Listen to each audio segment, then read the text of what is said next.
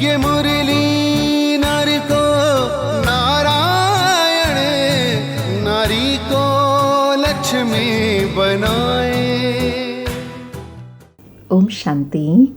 आज हम सबके आदरणीय मातेश्वरी जगदम्बा माँ का स्मृति दिवस है, जो धैर्यता, गंभीरता, हर्षित मुक्ता और दिव्यता की मूरत रहे और उनके दिव्य स्वरूप से हम सबको समय प्रति समय प्रेरणाएं मिलती रहती हैं। मातेश्वरी मम्मा के गुणों की माला भी हम सुनते रहते हैं, जो जगदम्बा माँ ने अपने प्रैक्टिकल जीवन से अनेक आत्माओं का कल्याण किया। आज की मम्मा की क्लास में भी मम्मा ने बहुत विशेष गुह्य गुह्य बातें समझाई। विशेष सार है, पहले तो नशा दिलाते स्मृति दिलाई कि हम परम पिता परमात्मा शिव के पुत्र हैं, ब्रह्मा सरस्वती की मुख संतान हैं, तो हम आपस में भाई बहन ठहरे। यह संगम का हमारा छोटा सा संसार है, इनके आगे और कोई संबंध रचा ही नहीं। और साथ में कहा कि अब देखो उस पिता परमात्मा के साथ तुम्हारा कैसा संबंध है, तो कितना बेफिक्र और खुशी होनी चाहिए। अब हर एक अपने दिल से पूछे कि हम उनके पूर्ण रीति हो चुके हैं, जो आके हमें अथाह प्राप्ति कराते हैं, हमारा कल्याण करते हैं, दुख हरकर सुख देते हैं।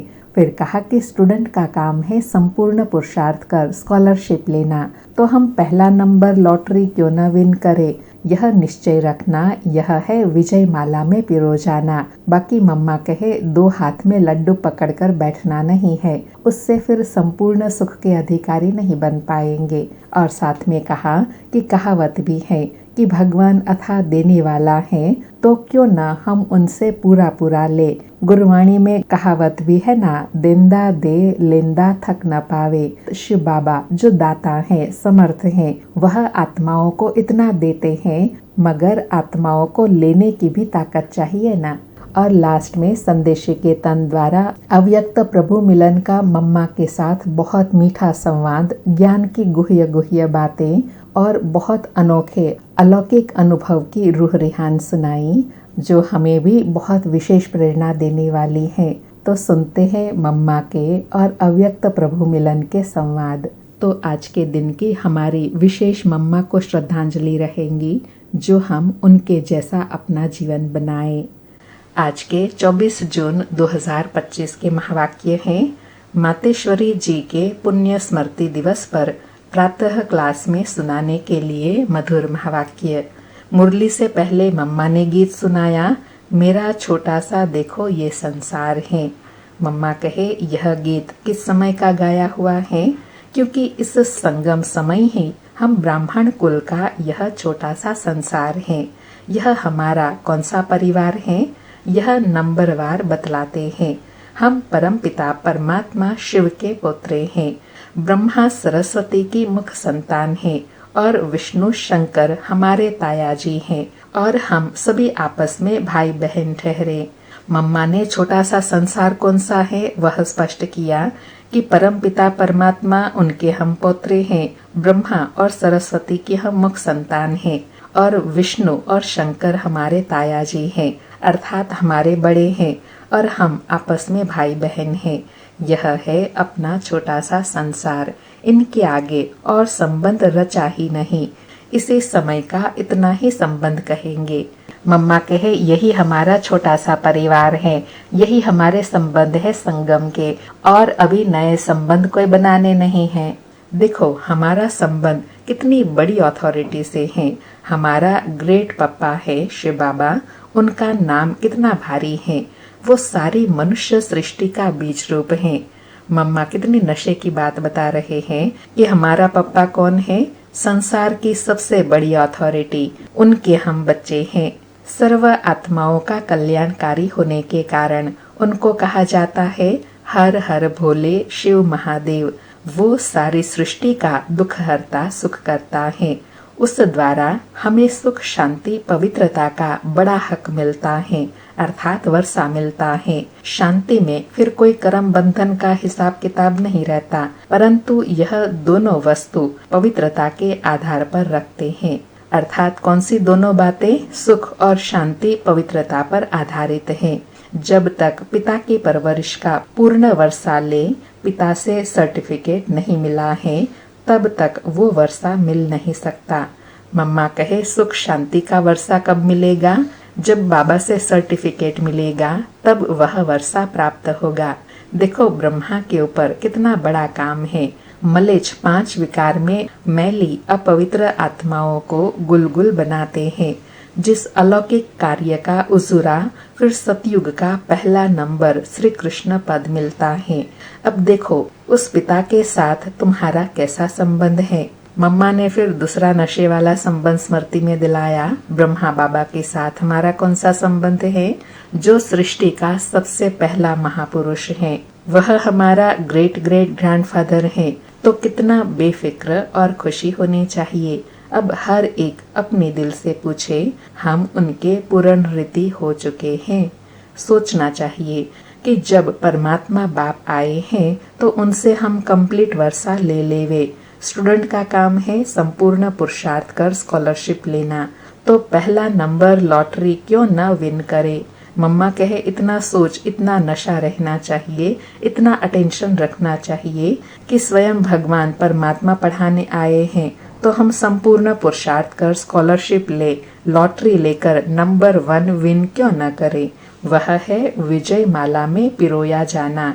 बाकी कोई है जो 2 लड्डू पकड़कर बैठे हैं, यहाँ का भी हद का सुख लूं और वहाँ का भी वैकुंठ में कुछ न कुछ सुख ले लेंगे।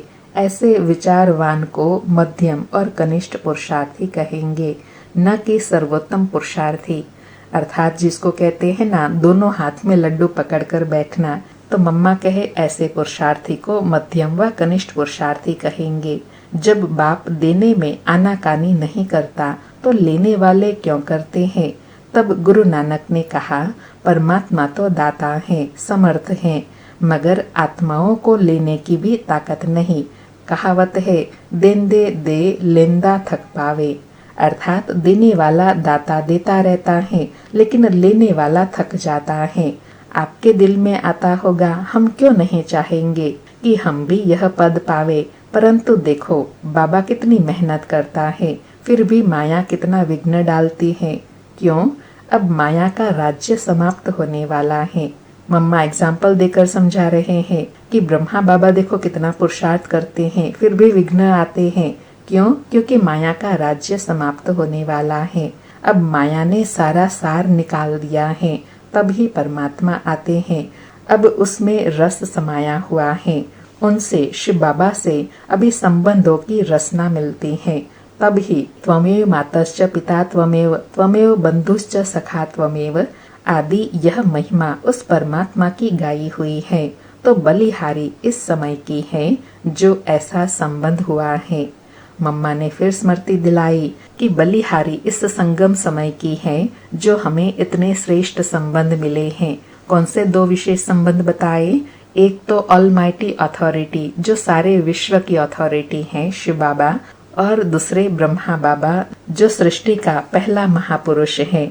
तो परमात्मा के साथ इतना संपूर्ण संबंध जोड़ना है जो 21 जन्मों के लिए सुख प्राप्त हो जाए। यह है पुरुषार्थ की सिद्धि। परंतु 21 जन्मों का नाम सुन ठंडे मत पड़ जाना। ऐसे नहीं सोचना कि 21 जन्मों के लिए इतना इस समय पुरुषार्थ भी करे, फिर भी 21 जन्मों के बाद गिरना ही है तो सिद्धि क्या हुई। परंतु ड्रामा के अंदर आत्माओं की जितनी सर्वोत्तम सिद्धि मुकर्रर है वो तो मिलेंगी ना। मम्मा कहे सिर्फ इतना क्यों सोचते हो कि गिरना है। यह सोचो ना कि आत्मा सर्वश्रेष्ठ स्थिति को प्राप्त करती है, सर्वश्रेष्ठ सिद्धि को प्राप्त करती है। बाप आकर के हमें संपूर्ण स्टेज पर पहुंचा देते हैं।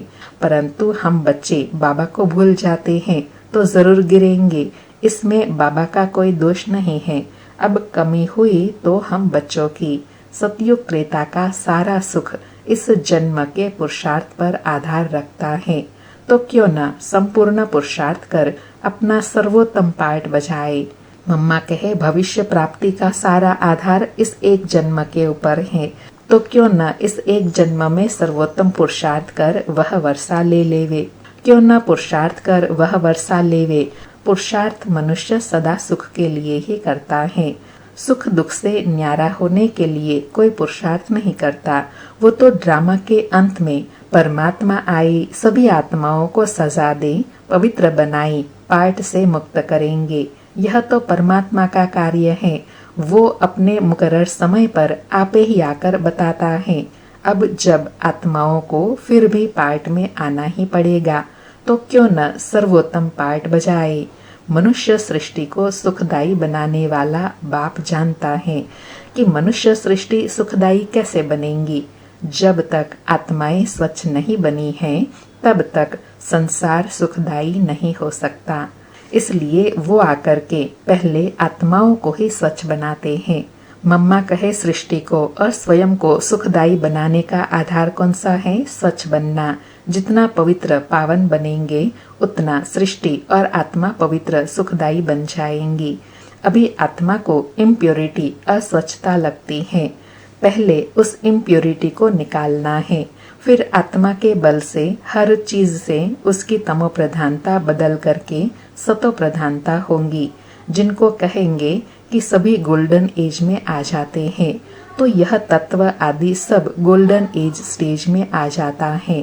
परंतु पहले आत्मा के स्टेज बदलती है, तो आत्माओं को बदलाने वाला अर्थात आत्माओं को प्यूरिफाइड बनाने वाला फिर अथॉरिटी वो हो गया। मम्मा कहे सारी आत्माओं को प्यूरिफाई कराने वाला एक बाप ही है, उनके पास ही यह अथॉरिटी है। मम्मा कहे तुम देखते हो ना कि अभी दुनिया बदलती जा रही है। पहले तो अपने को बदलना है। जब हम अपने को बदलेंगे तब उसके आधार से दुनिया बदलेंगी। अगर अभी तक हमारे में फर्क नहीं आया है, अपने को ही नहीं बदला है, तो दुनिया कैसे बदलेंगी। इसलिए अपनी जांच रोज करो। जैसे पोता मेल रखने वाले रात को अपना खाता देखते हैं ना कि आज क्या जमा हुआ, सब अपना हिसाब रखते हैं। तो यह भी अपना पोतामेल रखना है कि सारे दिन में हमारा कितना फायदा रहा, कितना नुकसान रहा। अगर नुकसान में कुछ ज्यादा गया तो फिर दूसरे दिन के लिए फिर खबरदार रहना है। इसी तरह से अपना अटेंशन रखने से फिर हम फायदे में जाते जाते अपनी जो पोजीशन है उसको पकड़ चलेंगे। मम्मा ने पुरुषार्थ की कितनी गुह्य विधि बताई कि जैसे व्यापारी रोज अपना पोतामेल देखता है कि आज कितना फायदा और नुकसान हुआ, तो ऐसे बच्चों को भी देखना है। अगर आज नुकसान हुआ तो कल खबरदार रहना है और फायदे में जाते जाते फिर अपनी जो श्रेष्ठ पोजीशन है, जिसको बाबा हमेशा कहते हैं ना पद्मा पदम सौभाग्यशाली स्टेज, वह पोजीशन को पकड़ लेंगे। मम्मा कहे तो ऐसी जांच रखते अपने को बदला हुआ महसूस करना चाहिए। ऐसे नहीं कि हम तो देवता बनेंगे, वह तो पीछे बनेंगे। अभी जैसे है वैसे ठीक है, नहीं, अभी तो वह देवताई संस्कार बनाने हैं। अभी तक जो 5 विकारों के वश संस्कार चलते थे, अभी देखना है कि उन विकारों से हम छूटते जा रहे हैं। हमारे में जो क्रोध आदि था वह निकलता जा रहा है। लोभ या मोह आदि जो था वह सब विकार संस्कार बदलते जा रहे हैं। अगर बदलते जा रहे हैं तो छूटते जा रहे हैं, तो मानो हम बदलते जा रहे हैं। अगर नहीं छूटते हैं तो समझो कि अभी हम बदलते नहीं हैं। मम्मा ने चेकिंग की कितनी सरल विधि बताई कि अगर हमारे संस्कार परिवर्तन होते जा रहे हैं तो समझो हम बदलते जा रहे हैं। यह खुद को भी महसूसता होंगी। मम्मा कहे तो बदलने का फर्क महसूस होना चाहिए, अपने में चेंज आनी चाहिए। ऐसे नहीं कि सारा दिन विकारी खाते में ही चलते रहे, बाकी समझे कि हमने अच्छा कोई दान पुण्य किया, बस नहीं। हमारा जो कर्म का खाता चलता है उसी में हमको संभालना है। हम जो कुछ करते हैं उसमें किसी विकार के वश हो अपना विकर्मी खाता तो नहीं बनाते हैं, इसमें अपने आप को संभालना है। मम्मा कहे यह देखना है कि कोई घाटा तो नहीं हुआ है। हम फायदे का देखते हैं लेकिन घाटे का भूल जाते हैं। मम्मा कहे यहाँ सारा पोतामेल रखना है और सोने से पहले 10-15 मिनट अपने को देखना चाहिए कि सारा दिन हमारा कैसा बीता। कोई तो नोट भी करते हैं क्योंकि पीछे पापों का जो सिर पर बोझा है उसे भी मिटाना है। उसके लिए बाप का फरमान है मुझे याद करो, तो वह भी हमने कितना समय याद किया, क्योंकि यह चार्ट रखने से दूसरे दिन के लिए सावधान रहेंगे। मम्मा कहे चार्ट रखना क्यों जरूरी है? क्योंकि आज देखेंगे तो कल सावधानी रहेंगी, अटेंशन रहेगा। ऐसे सावधान रहते रहते फिर सावधान हो जाएंगे, फिर हमारे कर्म अच्छे रहते चलेंगे और फिर ऐसा कोई पाप नहीं होगा। तो पापों से ही तो बचना है ना। अच्छा, मीठी माँ का मीठे मीठे बच्चों प्रति याद प्यार और नमस्ते। ऐसे श्रेष्ठ पुरुषार्थ की प्रेरणा देने के लिए मीठी मम्मा को बहुत बहुत याद प्यार और गुड मॉर्निंग। अभी संदेशी के तन द्वारा सरस्वती माँ से अव्यक्ति प्रभु मिलन एवं संवाद। तो बाबा ने कहा, बेटी श्री राधे, देखो तेरे पास कौन आई पधारे हैं, कितनी बड़ी ताकत तुमसे बातचीत कर रही है। मेरे आने के राज से तुम खुद को भी जान सकती हो। आने वाले की पोजीशन के साथ खुद की पोजीशन अथवा पद को भी जान सकती हो। अर्थात बाप दादा को जानने के बाद खुद को भी और खुद के पुरुषार्थ को, स्थिति को भी जान सकते हैं। फिर दूसरा मिलन है, हे बेटी राधे, तुम मेरा जलवा देखना चाहती हो। मैं चाहूँ तो 1 सेकंड में विनाश करा सकता हूँ, परंतु करता नहीं हूँ, क्योंकि विराट फिल्म अनुसार जो जो कर्तव्य जिस जिस द्वारा जैसे प्ले होने हैं वह अवश्य प्ले होंगे। अव्यक्त प्रभु अनादि कायदे कानून को जानने वाला ही अनादि कायदों की पहचान आकर देते हैं। कितनी सूक्ष्म बात बताई कि अनादि कायदों को जानने वाले शिव बाबा वही आकर अनादि कायदे समझाते हैं कि यह सारा प्ले ड्रामा के अनुसार है। बाबा कहे यह सारी सृष्टि का अनादि खेल स्टेज पर प्ले होता है, तो प्रैक्टिकल में प्ले होने में समय लेता है।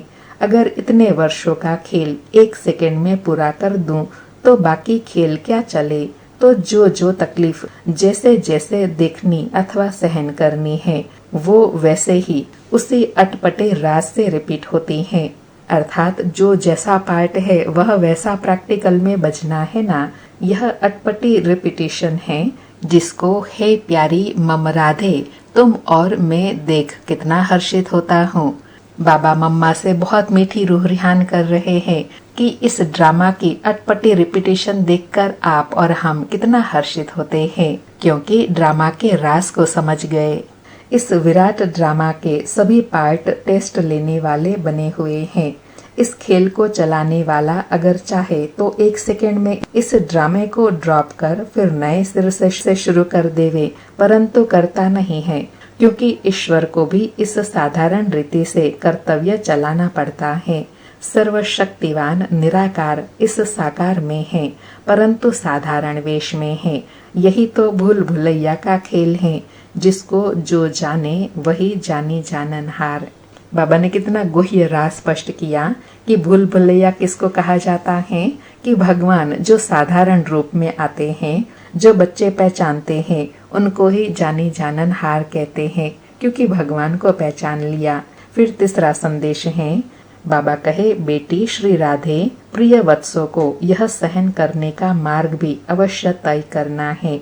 यद्यपि अर्थात यदि मैं चाहता तो अपने वत्सों प्रति इसे सहज मार्ग भी बना सकता हूँ, क्योंकि साक्षात्कार कराने की चाबी मेरे हाथ में है। अगर किसी भी धनवान भगत को किसी देवता का साक्षात्कार करा दूं तो वह अपना सारा धन ले यज्ञ में आई स्वाहा कर देवे, क्योंकि ईश्वर तो सभी धनवानों का धनवान है। लेकिन तेरा पिता चाहता है कि मैं अपने बिगर्स प्रिय वत्सों को प्रिंस और प्रिंसेस बनाऊं, इसलिए तुम यह सब सहन करने के बाद ही प्रिंस और प्रिंसेस जाई बनेंगे। बाबा ने कितना सूक्ष्म राज समझाया कि बाबा अगर चाहे तो सारी सृष्टि को परिवर्तन कर दे, बाबा चाहे तो धनवान को साक्षात्कार कराए, सारा धन यज्ञ में स्वाहा कराए। लेकिन बाबा ऐसा क्यों नहीं चाहते हैं? क्योंकि बाबा चाहते हैं गरीब बच्चे प्रिंस प्रिंसेस बने, इसलिए बच्चों को कुछ सहन करना पड़ता है। बाबा कहे पिता जानता है कि वत्सों को यह सहन करने का मार्ग अवश्य तय करना है, क्योंकि सहन करना यह ईश्वरीय व देवी गुण है, जिसमें ही खुशी समाई हुई है। इस गुण में ईश्वरीय सुख महसूस होता है। सहन करते भी तुम कितनी मौज मनाते हो, यही गोपनीय ज्ञान है।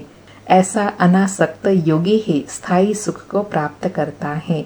अभी तो परीक्षाओं का समय नजदीक आ पहुंचा है। हर एक वत्स आने वाली परीक्षाओं को इन एडवांस सामने रख उस अभ्यास में चलता चले। भल कोई भी वत्स अर्थात बच्चों को खान पान इत्यादि न मिले, परंतु खुद बेपरवाह बादशाह हो उपस्थित हो।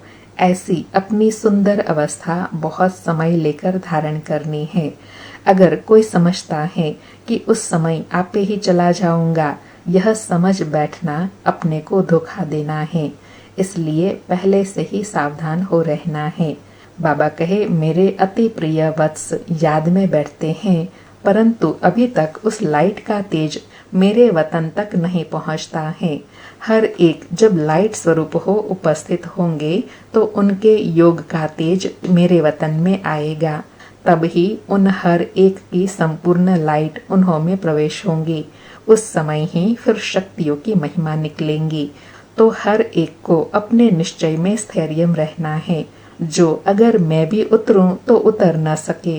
बाबा कहे, ऐसी स्थैर्य अवस्था बनानी है जो उतरना चाहे तो भी उस श्रेष्ठ अवस्था से नीचे न उतरे। फिर अगला संदेश है, हे शिरोमणि शक्ति राधे, शक्तियों को ज्ञान निष्ठा बल में और मुख से ज्ञान मुरली बजाने में तैयार रहना चाहिए।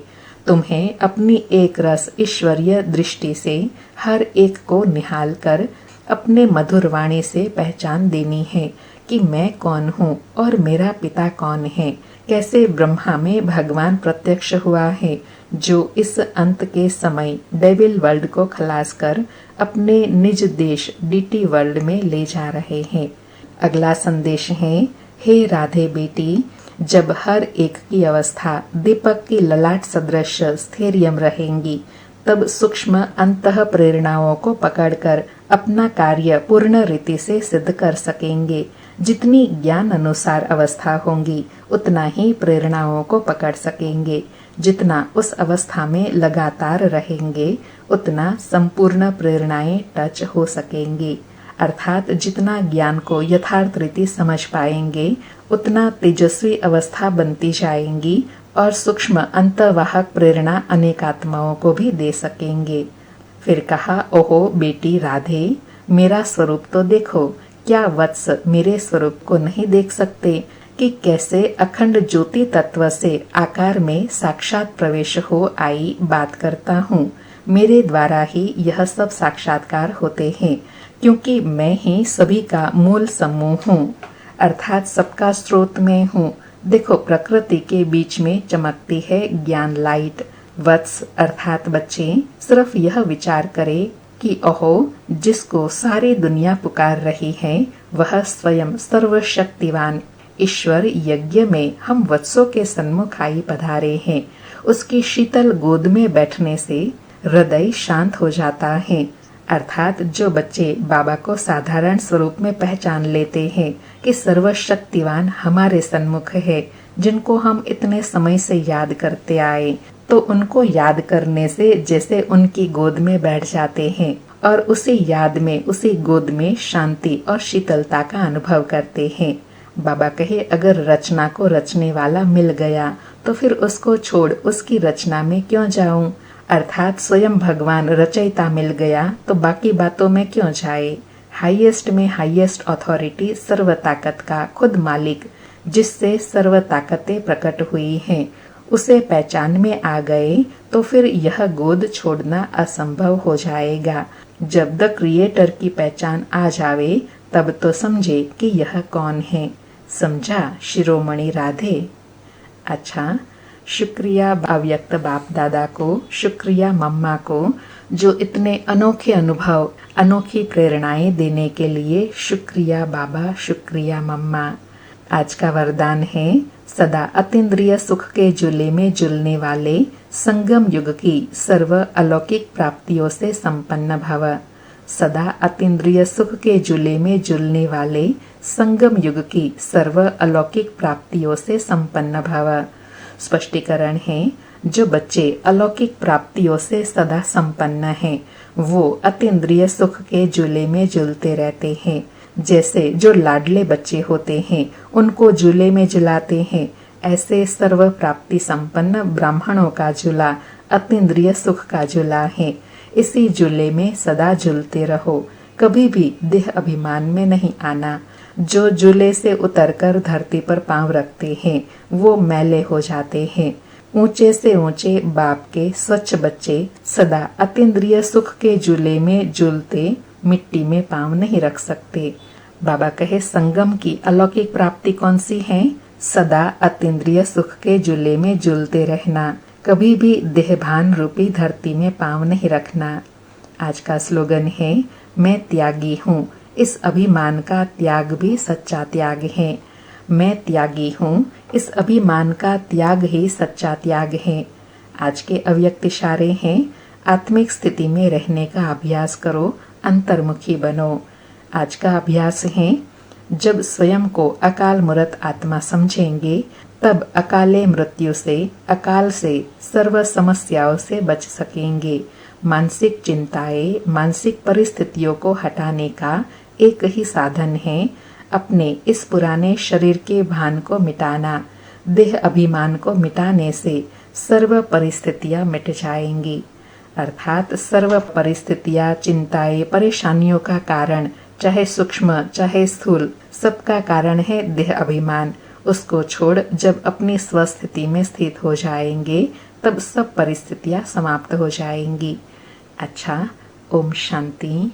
फिर से शुक्रिया बाप दादा को, शुक्रिया मम्मा। अलौकिक शक्तिशाली पालना कराने के लिए शुक्रिया शुक्रिया। आप सभी भाई बहनों के लिए विशेष सूचना है। जो भाई बहनें प्रतिदिन मुरली सुनते हैं व मुरली सार सुनते हैं व इस चैनल पर वीडियो सॉन्ग देखते हैं, उन सभी भाई बहनों को निवेदन है, आप इस व्हाट्सएप नंबर पर व्हाट्सएप करें, मुरली टाइप करके जरूर भेजें। धन्यवाद।